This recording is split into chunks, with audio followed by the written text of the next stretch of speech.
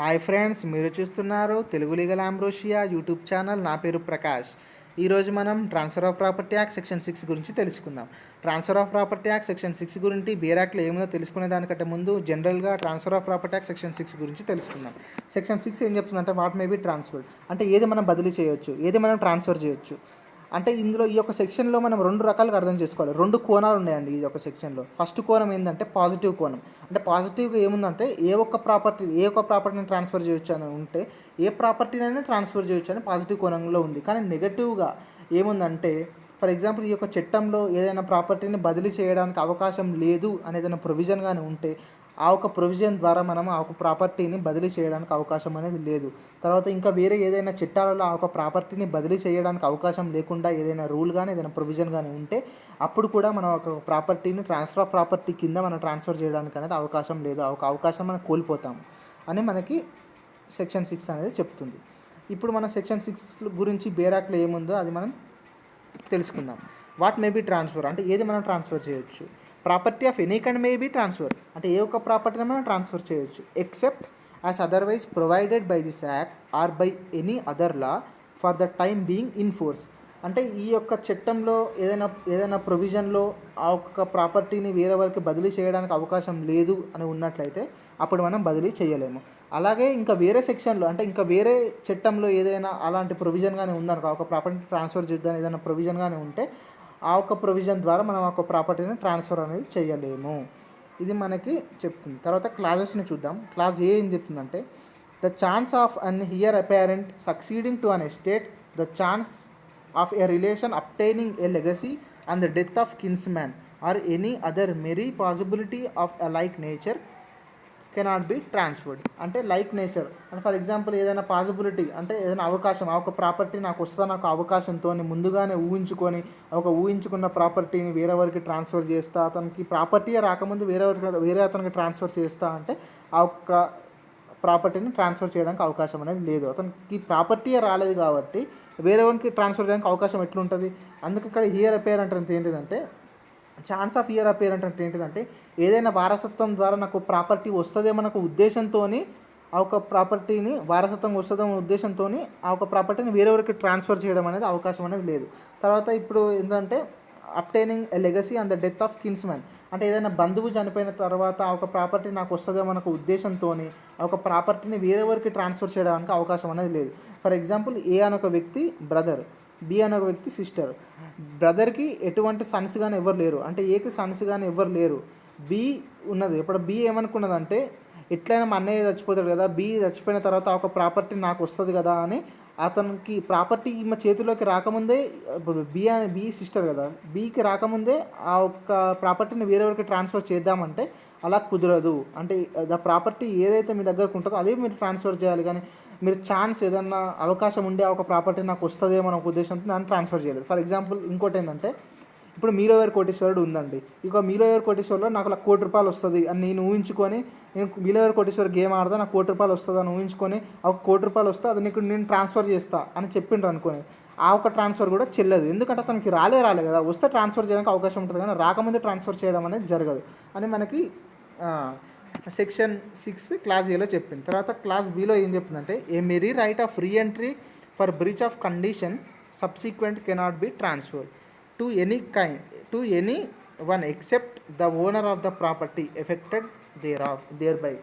అంటే for example mere అంటే కేవలం అంటే రైట్ టు రీఎంట్రీ అనేది అంటే లోపలికి ప్రవేశించే హక్కు. అంటే ఏదైనా ఫర్ ఎగ్జాంపుల్ ఒక ఓనర్ ఫర్ ఎగ్జాంపుల్ ఏదైనా నిబంధన పెట్టిండు అనుకోండి. ఫర్ ఎగ్జాంపుల్ నువ్వు సబ్సిక్వెంట్గా 3 months రెంట్ ఇవ్వకుంటే నేను మళ్ళీ నీ యొక్క ఆస్తులు అంటే నేను రెంట్గా ఉండనియా, నేను వెళ్ళగొడతాను, మళ్ళీ నేను రీఎంట్రీ అవుతాను, మళ్ళీ నేను ఆ ఒక రూమ్లోకి ప్రవేశిస్తాను ఏదైనా కండిషన్ ఏదైనా పెట్టుకున్నాను అనుకోండి.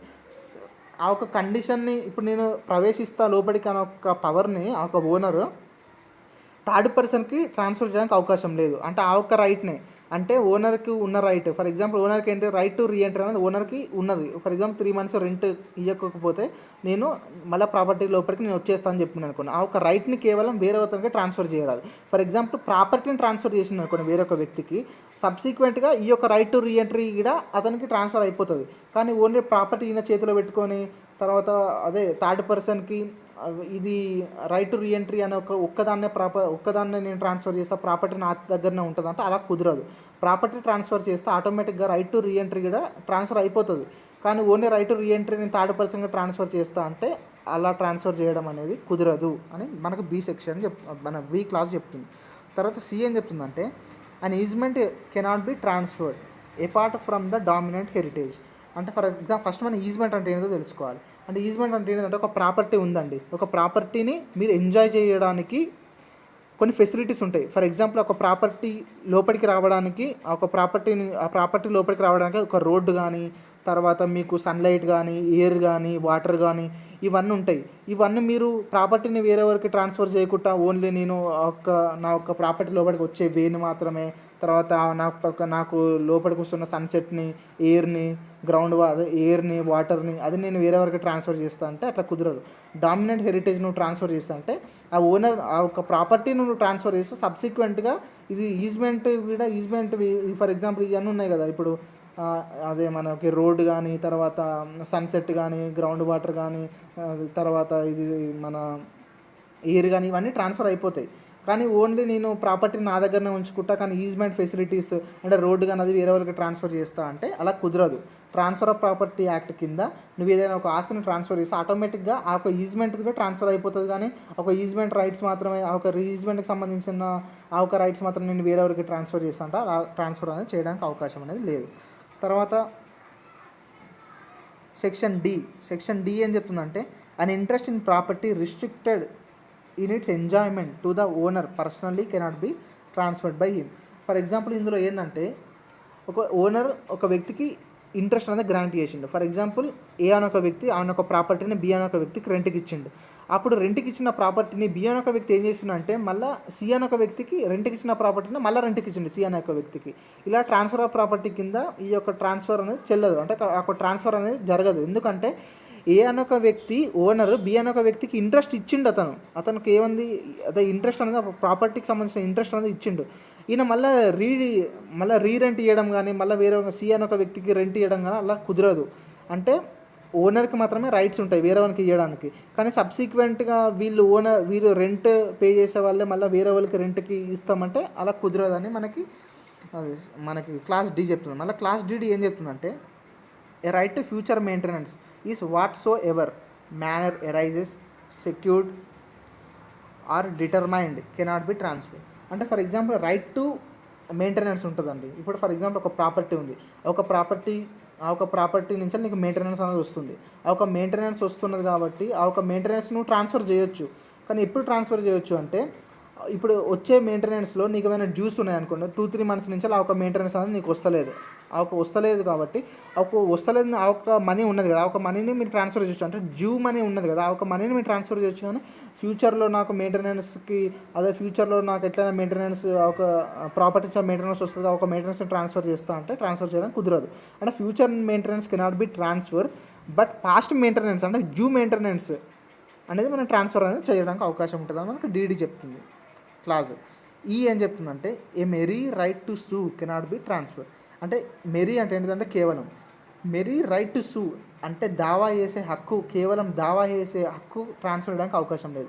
ఫర్ ఎగ్జాంపుల్ ఏ అని ఒక వ్యక్తి ప్రాపర్టీలోకి బి అని ఒక వ్యక్తి ట్రెస్ పాస్ అయ్యి వచ్చింది అనుకోండి, అప్పుడు ఏ అని ఒక వ్యక్తికి సూట్ వేయడానికి అవకాశం అనేది ఉంటుంది, సూట్ ఫైల్ చేయడానికి అవకాశం ఉంటుంది. బి అని ఒక వ్యక్తి కింద ట్రెస్ పాసర్కి ఎగనెస్ట్గా సూట్ అనేది ఫైల్ చేయడానికి అవకాశం ఉంటుంది. అయితే ఏ అని ఒక వ్యక్తి ఏం చేస్తుంటే రైట్ టు సూ ట్రెస్ పాస్ అయిన కూడా రైట్ టు సూ అనేది ఆయన బి మీద వేయకుండా అతను ఏం చేస్తానంటే ఒక ఇంట్రెస్ట్ అనేది అంటే రైట్ టు సూ అనేది సికి ట్రాన్స్ఫర్ చేసాను. అంటే సి ఒక వ్యక్తి ఆ ఒక రైట్ వచ్చింది కాబట్టి అతను బి మీద సూట్ వేయడానికి అవకాశం లేదు. అంటే ఏంటంటే రైట్ టు సూ అనేది మనం ట్రాన్స్ఫర్ చేయడానికి అవకాశం లేదు అని మనకి చెప్తుంది క్లాజ్. తర్వాత ఎఫ్ ఏం చెప్తుందంటే a public office cannot be transferred nor can the salary of the public officer whether before or after it has become payable. అంటే ఇదేంటంటే బికమ్ పేయబుల్ అంటే ఇదేంటంటే a public office cannot be transfer. అంటే for example A అని ఒక వ్యక్తి collector, B అని ఒక వ్యక్తి కలెక్టర్ ఒక కొడుకు. అయితే public office cannot be transfer అంటే ఏ అని ఒక వ్యక్తి కలెక్టర్ ఉంది కాబట్టి నేను కలెక్టర్ వృత్తిలో ఉన్నా కాబట్టి నాకు కొడుకుకి నేను ఒక వృత్తిని ట్రాన్స్ఫర్ చేస్తున్నట్టే కుదరదు, అలా ట్రాన్స్ఫర్ చేయడానికి అవకాశం అనేది లేదు. తర్వాత ఇంకోటి ఏంటంటే ఏ అనే ఒక వ్యక్తికి శాలరీ వస్తుంది. ఒక శాలరీ అని డ్యూస్ ఉన్నాయి కానీ తర్వాత ఫ్యూచర్లో వచ్చేది కానీ ఒక శాలరీ కూడా గవర్నమెంట్ ఆఫీసర్ ఒక పబ్లిక్ ఆఫీసర్ బీకి ట్రాన్స్ఫర్ చేయడానికి అవకాశం, వాళ్ళ కొడుకుకి ట్రాన్స్ఫర్ చేయడానికి అవకాశం అనేది లేదు. అంటే ఎవరికైనా ట్రాన్స్ఫర్ చేయడానికి అవకాశం లేదు. అంటే ఇప్పుడు శాలరీ ఫర్ ఎగ్జాంపుల్ ఇందాక మనం మెయింటెనెన్స్ ఉన్నాం, మనం మెయింటెనెన్స్ డ్యూస్ని ట్రాన్స్ఫర్ చేయొచ్చు.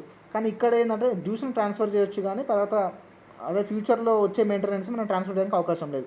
ఇక్కడ ఏంటంటే బిఫోర్ ఆర్ ఆఫ్టర్ అంటే డ్యూస్ కానీ తర్వాత వచ్చే ఫ్యూచర్లో వచ్చేవి కానీ ఈ రెండు కూడా మనము శాలరీస్ ట్రాన్స్ఫర్ చేయడానికి అనేది అవకాశం అనేది లేదు అని మనకు సబ్ క్లాస్ మనకి క్లాస్ ఎఫ్లో చెప్తుంది. Section 6 class F. తర్వాత జీలో ఏం చెప్తుందంటే stipends allowed to military, naval, air force or civil pensioners of the government and political pensions cannot be transfer. అంటే ఇక్కడ ఏం చెప్తుందంటే స్టైఫండ్స్ అంటే ఇప్పుడు ఆర్మీ వాళ్ళకి కానీ అదే నేవీ వాళ్ళకి, ఆర్మీ వాళ్ళకి, డిఫెన్స్ వాళ్ళకి ఎవరికైనా వాళ్ళకి స్టైఫండ్స్ వస్తాయి. ఆ ఒక స్టైఫండ్స్ని వాళ్ళు ట్రాన్స్ఫర్ చేయడానికి అవకాశం లేదు. తర్వాత పొలిటికల్ ఇప్పుడు పింఛన్స్ వస్తాయి. ఇప్పుడు మనకి అదే ఆసరా పింఛన్ కానీ ఇది ఒక పింఛన్ అనేది వస్తుంది గవర్నమెంట్ 2000 అనేది ఇస్తారు కదా, ఆ ఒక 2000 కూడా మనం ట్రాన్స్ఫర్ చేయడానికి అవకాశం లేదు వేరే వాళ్ళకి. ఇప్పుడు ఫర్ ఎగ్జాంపుల్ ఒక ముసలాం ఉంది, ముసలామే ఆ ఒక పెన్షన్ని నా ఒక మనవనికి ట్రాన్స్ఫర్ చేస్తాను, నా ఒక మనవనికి నా ఒక పింఛన్ అనేది పెన్షన్ నా మనవనికి అలా ట్రాన్స్ఫర్ చేయడానికి అవకాశం లేదు. తర్వాత ఇంకోటి ఏంటిదంటే ఇప్పుడు పొలిటికల్ పింఛన్స్ అని ఉంటుంది. ఫర్ ఎగ్జాంపుల్ ఎమ్మెల్యే ఉన్నాడు, ఎమ్మెల్యేకి పింఛన్ వస్తుంది. ఒక ఎమ్మెల్యేకి పింఛన్ వస్తుంది కాబట్టి ఎమ్మెల్యే తన ఒక పింఛన్ నా కొడుకుకి ట్రాన్స్ఫర్ చేయండి, ఆ ఒక పింఛన్ నాకు వద్దు, నా కొడుకుకి దాన్ని ట్రాన్స్ఫర్ చేయండి అంటే ఆ ఒక పింఛన్స్ని ట్రాన్స్ఫర్ చేయడానికి అనేది అవకాశం అనేది లేదు. అంటే ఇక్కడ స్టైఫండ్స్ కానీ డిఫెన్స్ వాళ్ళకి వచ్చే స్టైఫండ్స్ కానీ తర్వాత సివిల్ పింఛనర్స్కి కానీ తర్వాత పొలిటికల్ పింఛన్స్ కానీ ట్రాన్స్ఫర్ చేయడానికి అనేది అవకాశం అనేది లేదు. ఇప్పుడు క్లాస్ హెచ్ ఏం చెప్తుందో చూద్దాం. No transfer can be made అంటే ఏ ఒక్క దాన్ని కూడా మనం బదిలీ చేయడానికి అవకాశం లేదని 3 పార్ట్లుగా ఈ యొక్క క్లాస్ హెచ్లో 3 పార్ట్గా డివైడ్ అయినది. అది ఏందో మనం చూద్దాం. In so far as it opposite to the nature of the interest affected thereby అంటే ఏంటంటే ఫర్ ఎగ్జాంపుల్ ఇంటాంజిబుల్ ఆబ్జెక్ట్స్ అనేవి ఉంటాయి. ఇంటాంజిబుల్ ఆబ్జెక్ట్స్ అంటే for example love and affection కానీ తర్వాత ఎయిర్ కానీ సన్లైట్ కానీ తర్వాత ఇంకా ఏదైనా ఎయిర్ కానీ సన్లైట్ కానీ వాటర్ కానీ ఎయిర్ కానీ సన్లైట్ కానీ ఏదైనా ఉంటాయి కదా, ఇవన్నీ మనం ట్రాన్స్ఫర్ చేయడానికి అవకాశం అనేది ఉండదు. ఎందుకంటే అది మనకు కనబడదు కాబట్టి దాన్ని మనం ట్రాన్స్ఫర్ అనేది చేయడానికి అనేది అవకాశం అనేది లేదని మనకి పార్ట్ 1లో చెప్తారు. పార్ట్ 2లో ఏం చెప్తుందంటే an unlawful object or consideration within the meaning of the section 23 of the Indian Contract Act 1872.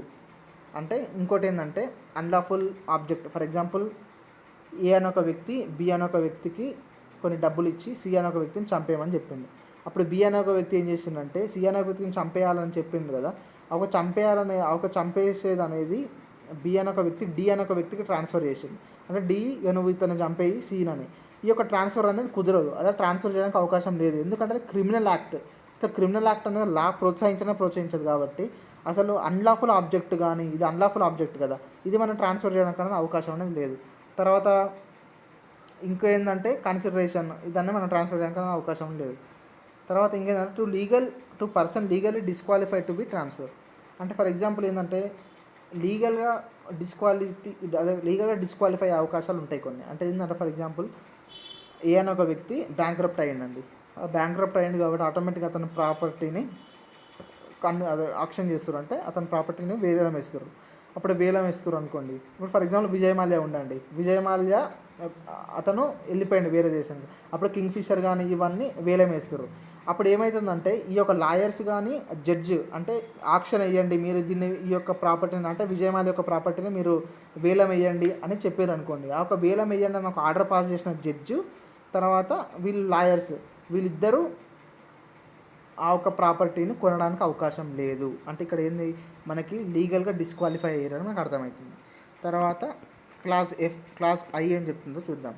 Nothing in the section shall be deemed to authorise a tenant having an untransferable right of occupancy the farmer of an estate in respect of which default has been made in paying revenue or the lessee of an estate under the management of court of wards to assign his interest as such tenant farmer or lessee.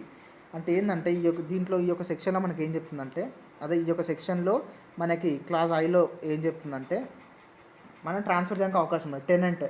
ఇప్పుడు tenant ఇప్పుడు land lord టెనెంట్కి interest అనేది ఇచ్చిండు ఆ ఒక land మీద. టెనెంట్కి interest ఇచ్చిండు.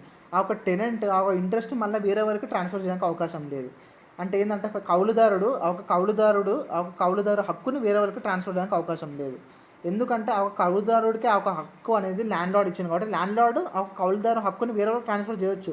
కానీ కౌలుదారుడు తనకున్న హక్కుని వేరే వాళ్ళకి ట్రాన్స్ఫర్ చేయడానికి అవకాశం లేదు.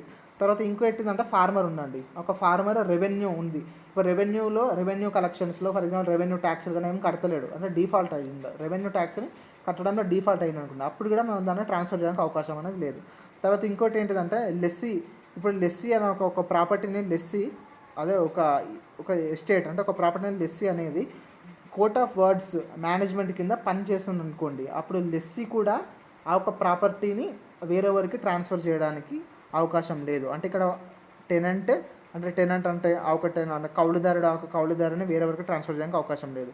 తర్వాత ఫార్మర్ తన ఒక ఆస్తిని ఒకవేళ రెవెన్యూ అనేది డిఫాల్ట్ అయినప్పుడు అతను కట్టలేకపోయినప్పుడు అప్పుడు కూడా అతను దాన్ని ట్రాన్స్ఫర్ చేయడానికి అవకాశం లేదు. తర్వాత లెస్సీ కూడా ఇప్పుడు మనకి కోర్ట్ ఆఫ్ వర్డ్స్ ఆ ఒక్క ఆధ్వర్యంలో తన మేనేజ్మెంట్ అవుతుంది అనుకున్న తన ప్రాపర్టీ, అప్పుడు కూడా ఆ ఒక లెస్సీ తన ఒక ఇంట్రెస్ట్ని వేరే వరకు ట్రాన్స్ఫర్ చేయడానికి అవకాశం లేదు. ఇది friends transfer of property act section 6 clauses I వరకు మనకి అర్థమవుతున్నది. Transfer of property act section 6 అనేది అయిపోయింది. నెక్స్ట్